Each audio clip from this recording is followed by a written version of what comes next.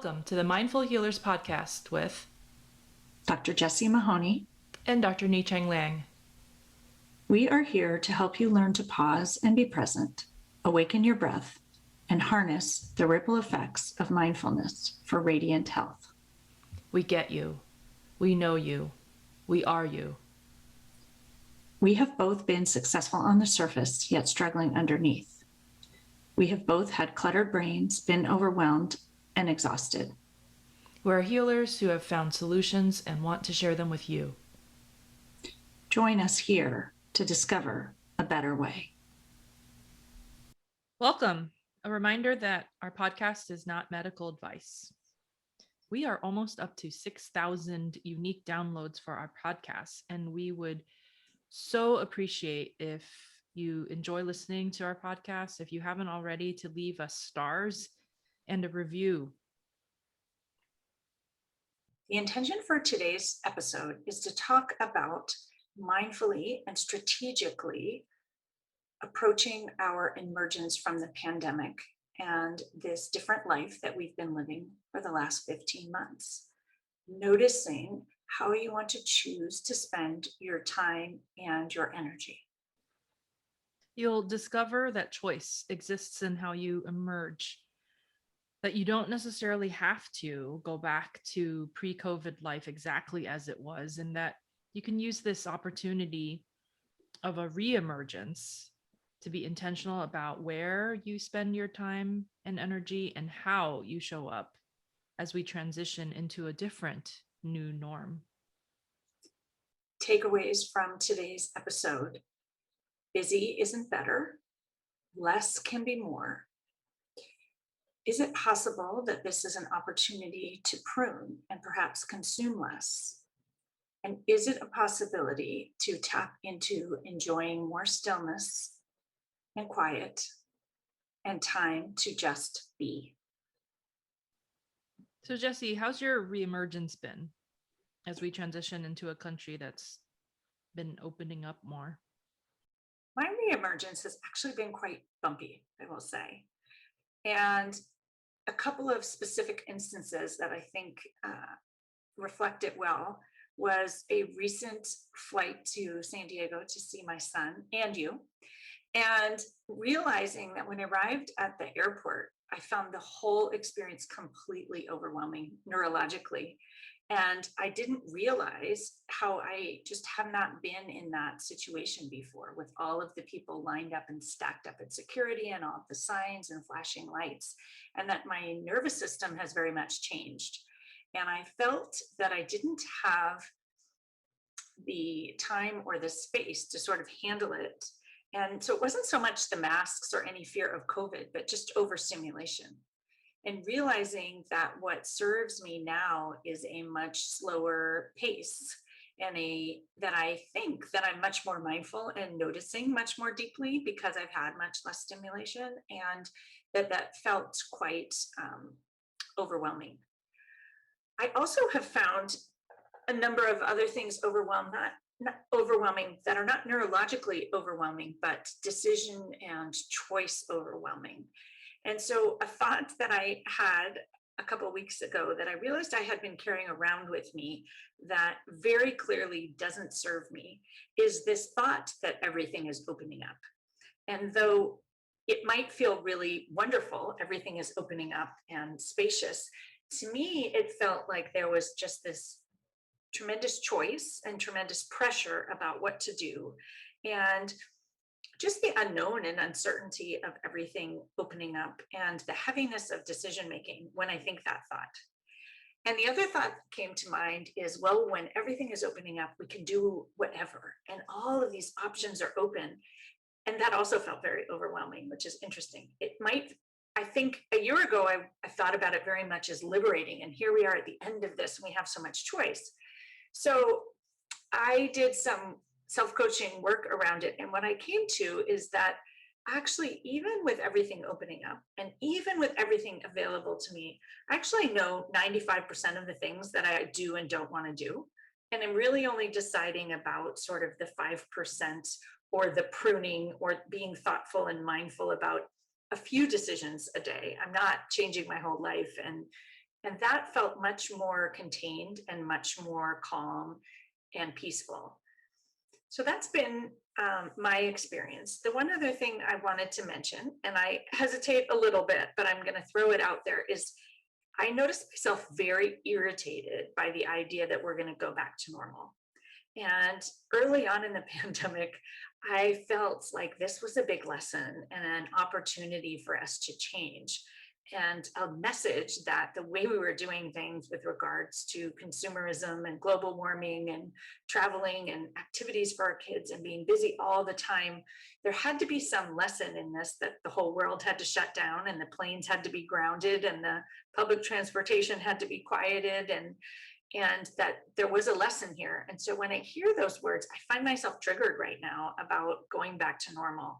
And perhaps that's a bit where the intent of this podcast comes, but I have been doing a lot of work in my own world about pruning and being really thoughtful and intentional about what to bring back and what not to bring back. And also some work on not being irritated, because of course everybody gets to do exactly what they want to do and we all get to make different choices about what we choose to bring back or not, but hoping that as a society we learn and grow from the experience, and rather than going back to normal we create something new and different that feels more spacious for all. How about you? How's reemergence been going for you? I'm noticing a lot of judgment arising as I witness and am sometimes part of people's decisions regarding when and how they are masking and when they are not. And then also about why some have chosen not to vaccinate. And all of this is an exemplification of the fact that, as your example also points to, that we truly cannot change, we cannot control the thoughts or actions of others. That is totally on them. But I will say that when an opportunity arises, I do present facts from medical literature and answer questions, sometimes sharing my own personal story or my own experience. And I'm much more open now about sharing my truth, particularly as we undergo this reemergence. I'm being called to speak up and speak out more on systemic racism, particularly as an Asian American, with the rise of Asian American Pacific Islander hate over the last 15 months. I find myself in a zone of discomfort, but there's definitely a recognition about the potential for growth. And for me, that's completely in alignment with my values.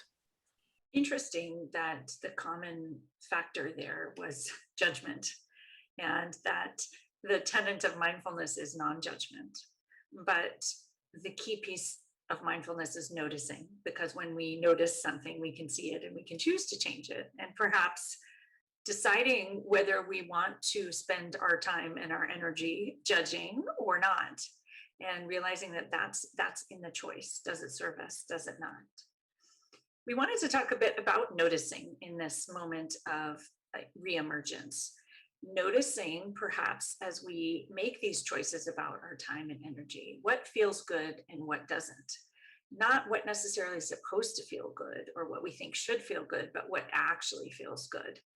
And I like to think about tapping into your heart and listening to your heart and noticing what truly feels good to you, that may be different for you than it is for other people. And so perhaps dropping that judgment about what may feel good to me versus what may feel good to someone else, different than the standpoint of masks or racism, but really noticing that we all get to make different decisions and that we can't change them. But does the judgment serve you even?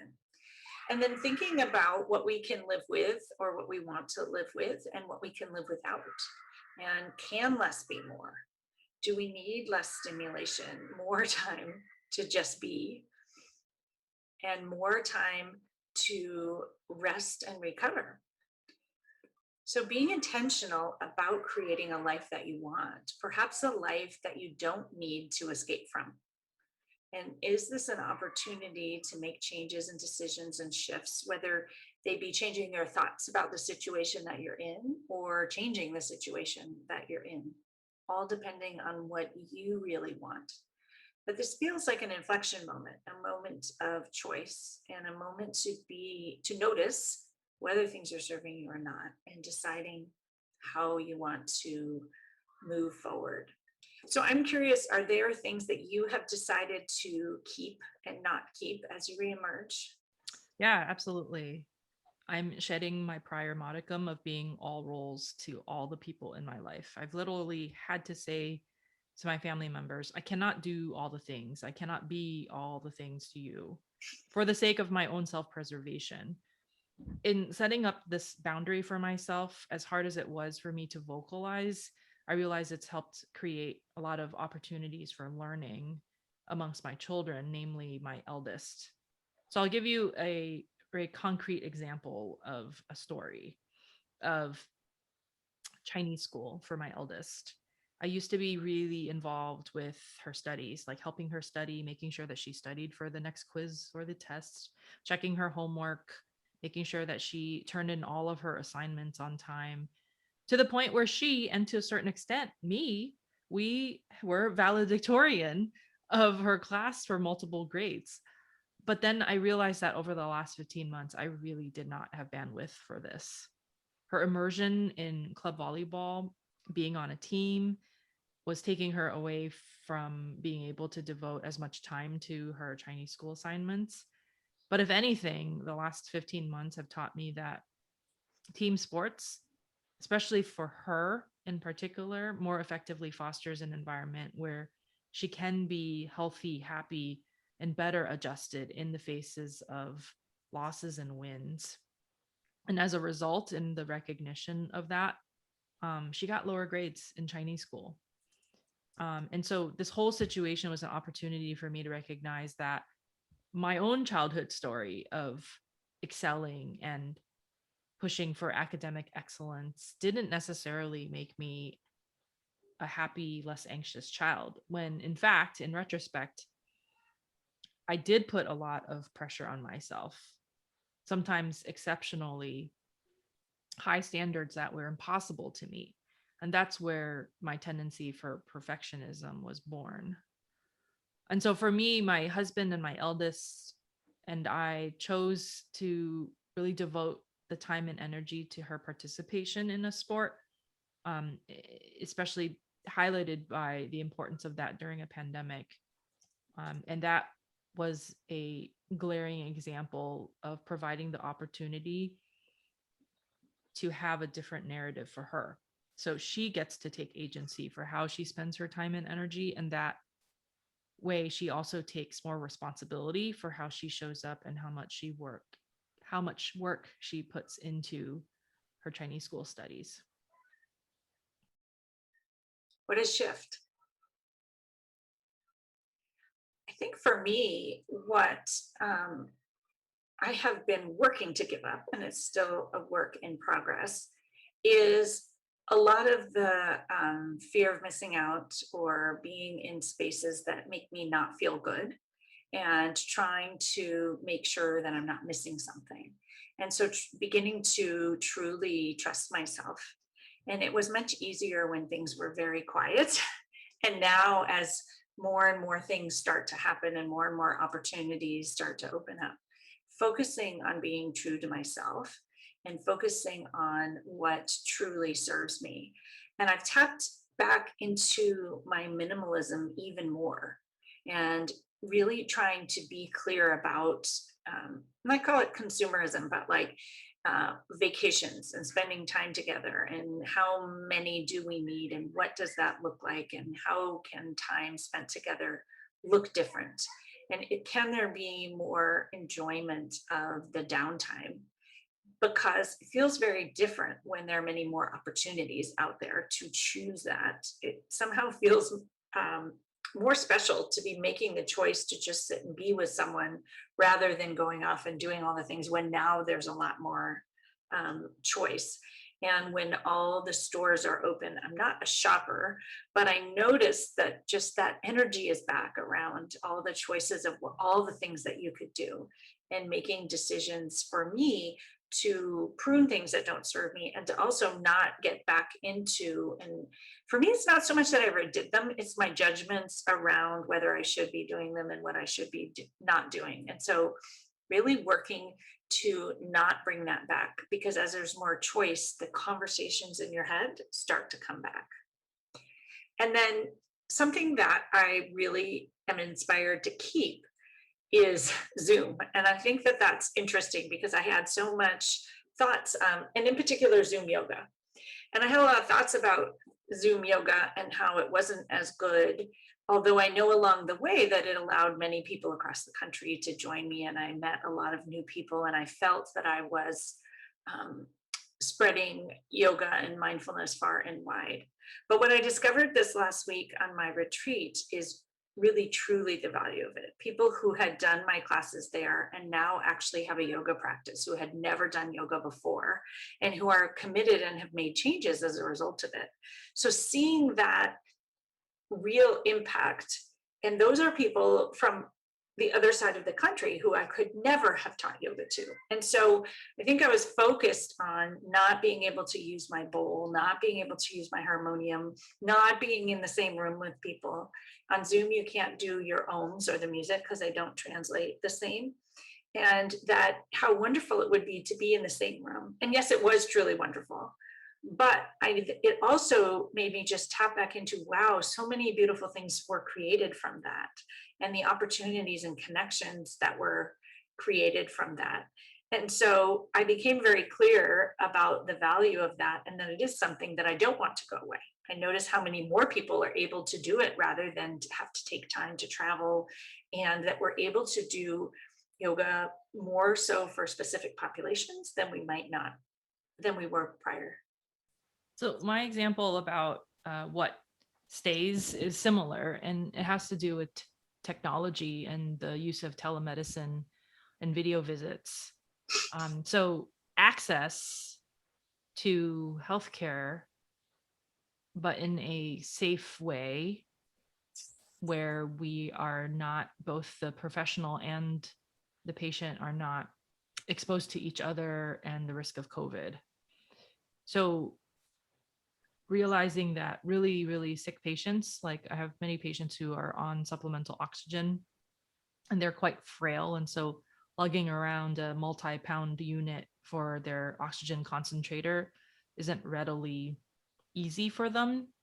And coming to a clinic visit is a lot of energy and a big production for them. And so now I can see patients in their home.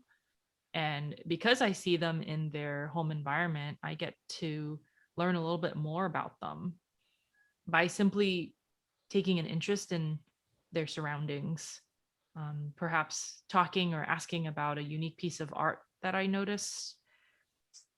Some of my patients have shared with me their artwork that they've painted or a loved one have painted, and how that artwork came to be. I also have met significant others that were otherwise too sick to come to the clinic visit, along with many, many, many pets and stories of their pets. So the telemedicine increase dramatically during the last 15 months has been tremendously helpful in increase in access in a time where um, in-person visits weren't necessarily advisable. But at the cost of the significant increase in screen time, I definitely noticed that my eyes were getting much more fatigued and dry, having to navigate not only the time constraints for clinic visits, but also the technological difficulties of poor internet connections, of people not being able to hear me or vice versa. And so there was a lot of frustration as well. So there was a frustration and exhaustion that also occurred because of the telemedicine visits. And I was very acutely aware that self-care time allotment, particularly at the beginning and the middle of the pandemic, needed to increase. So I needed to be without a screen much more intentionally. So one other thing that I definitely want to keep is this appreciation and gratitude for spending time with family and people and the human connection that we are now able to have with people. Anne and I were talking about social connection and human connection. And even though we haven't had it, I think that that appreciation in our minds of how beautiful it is and gathering together and perhaps dropping a lot of the old annoyances and thoughts about how people didn't show up the way we thought, because now we're so grateful to spend time together. And so I definitely want to keep that appreciation and gratitude for the other humans in my life and the enjoyment of the moments together, being mindful and truly enjoying them, not taking them for granted. There's something to be said about being in the physical presence of another human, especially when that other human is a loved one. And I definitely miss that physical presence. So much gratitude that a lot of many of my loved ones have now received the vaccination and are fully able to interact with me.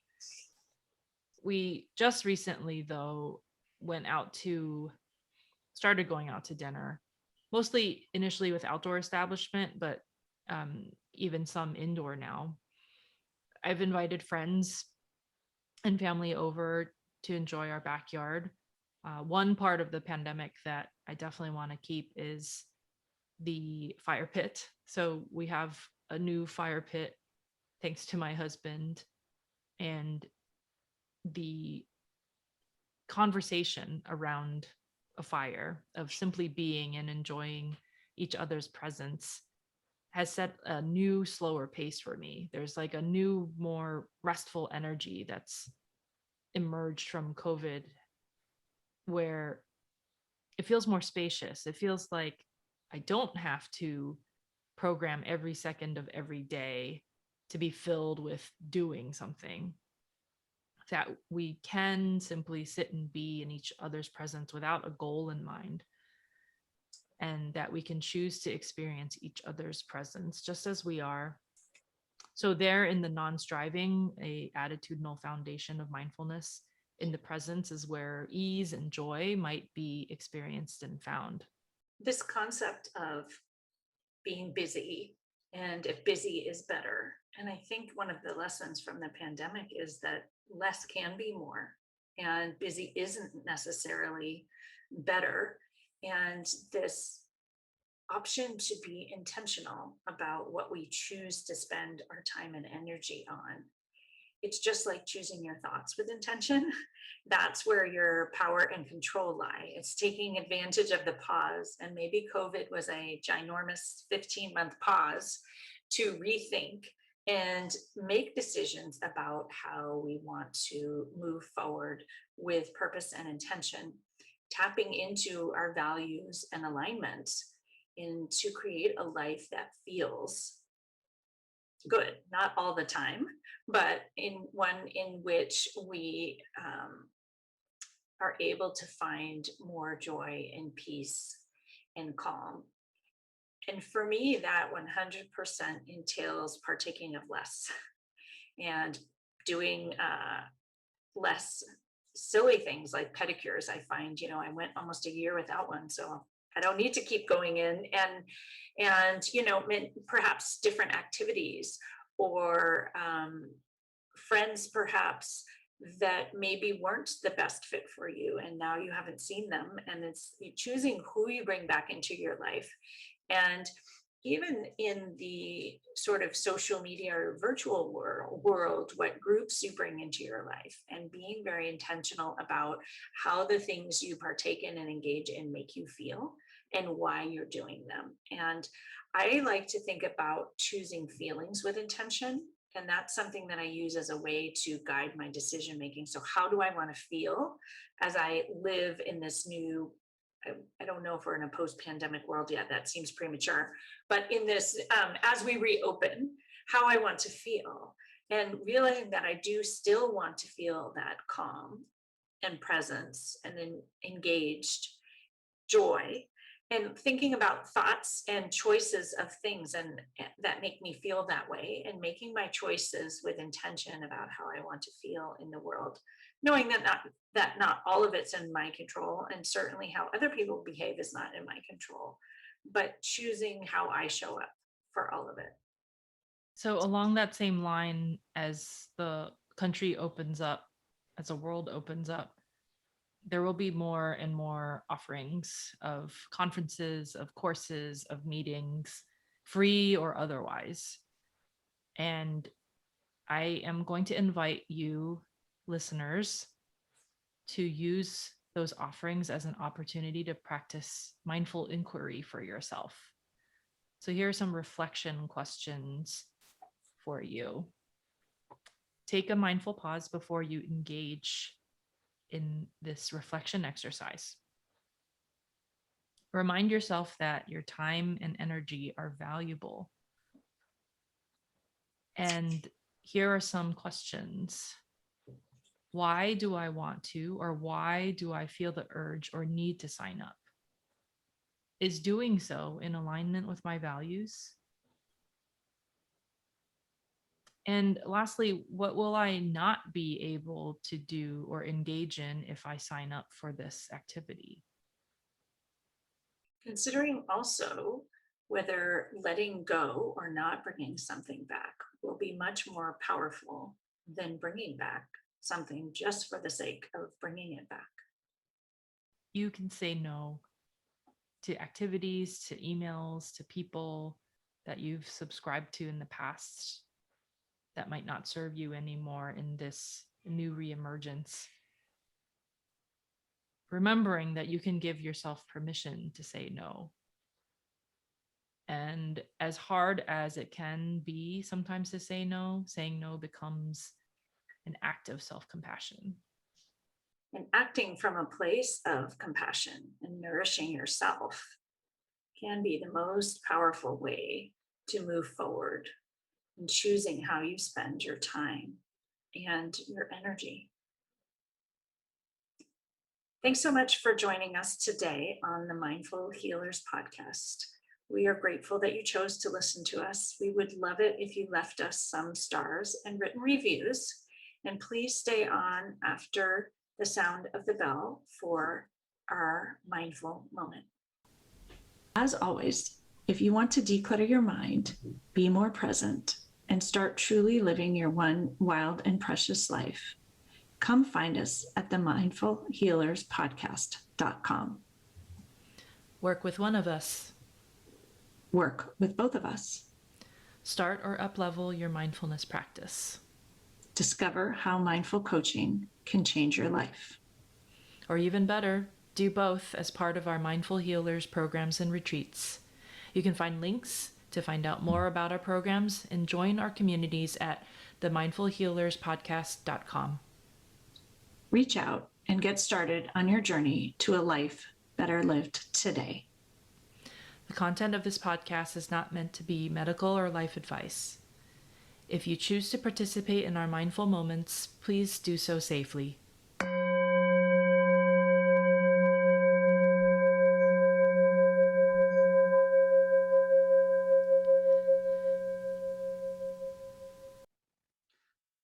Welcome to the mindful moment. If you are driving, please opt out. If you're not driving, find a comfortable seat. Ground your sit bones into the earth beneath you. And if you happen to be standing, ground your feet into the earth. Take a moment to arrive wherever you are and pause. Pause just as if we're in this pause as the world begins to reopen, and just notice how you feel. Notice how the world is feeling to you in this moment. Take in a deep breath through your nose and a long, smooth exhale through your mouth. If you're comfortable and it's safe, close your eyes. And once again, notice how you feel in this moment in time. As things begin to shift yet again, Can you choose with intention in this moment how you want to show up? We approach yoga classes with intention, a specific wish or an aspiration about how it should turn out. It's a powerful practice to pause and choose a way to guide yourself through perhaps the hour ahead, the week ahead, the year ahead.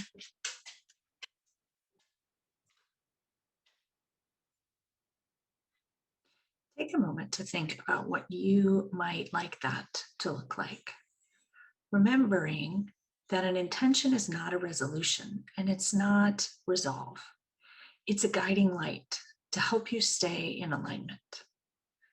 So, can you choose with intention how you would like to spend your time and your energy?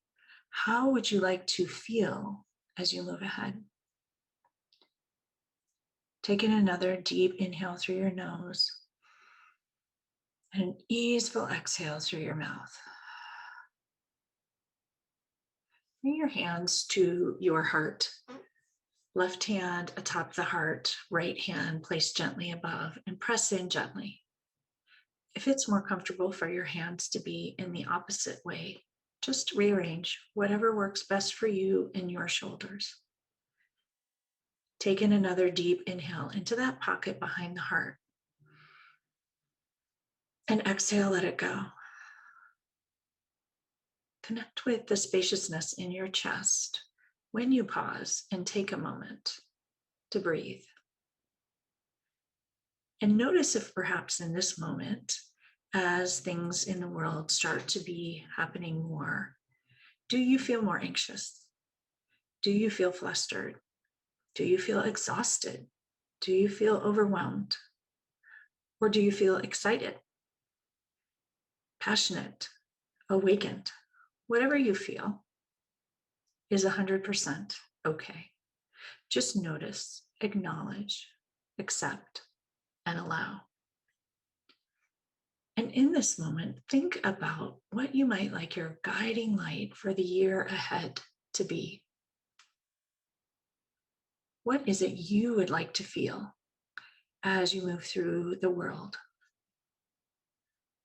Can you choose with intention what you focus your attention on?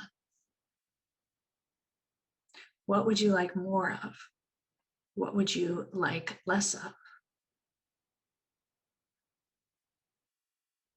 What activities, people, places cause you anxiety? Noticing that anxiety uses energy like a firefly or a hummingbird. That anxiety leads to burnout, frustration, exhaustion, and isolation. So perhaps can you lessen your exposure to those things that cause anxiety? Or perhaps change your thoughts so you feel less anxiety. Notice also perhaps any feelings of guilt that may pop up. Noticing that guilt drains your energy and narrows your vision and makes it harder to see solutions and a path forward. Take in another deep breath through your nose and an exhale through your mouth. Focus once again on your intention.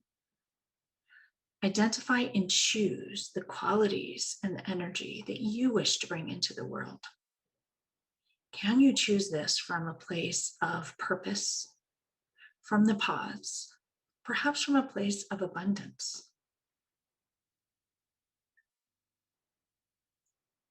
How would you like to experience the world? Can you show up with a broad vision? Show up with love, forgiveness, and connectedness? How would you like to move forward into the world? How would you choose to spend your time and your energy as you move forward?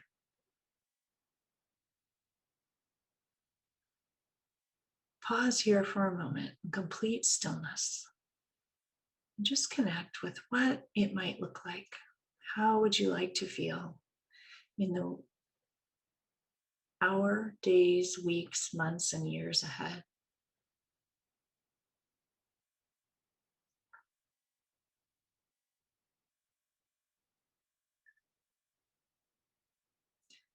Taking a deep inhale once again.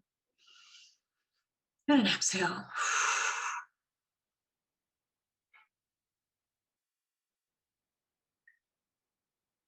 Slowly open your eyes. Bring your hands back to your thighs and allow the light to come back in. Hope you all have a beautiful day filled with attention and intention. We'll see you next week.